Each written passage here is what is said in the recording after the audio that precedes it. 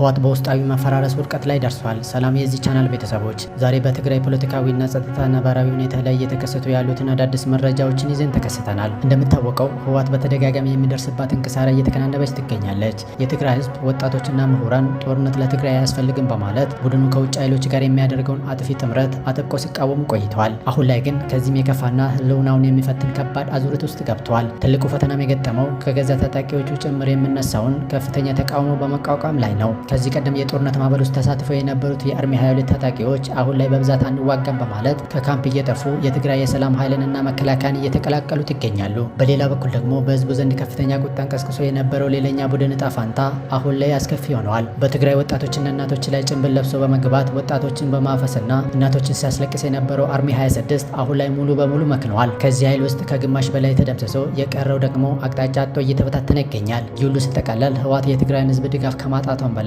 ታማኝነታቸው የነበሯት ታጣቂዎች ጭምር ከጎኗ በመሸሽ ላይ ናቸው። አሁን ላይ ህወሓት ወዳጆቿን እያጣች ያለምንም እውነተኛ ደጋፊ ራቁቷን እየቀረች ትገኛለች። የትግራይ ህዝብ ከዚህ በኋላ የሚፈልገው ሰላምን፣ ልማትንና መረጋጋትን እንጂ ጦርነትንና እንባን አይደለም። ስለነበረን ቆይታ እናመሰግናለን።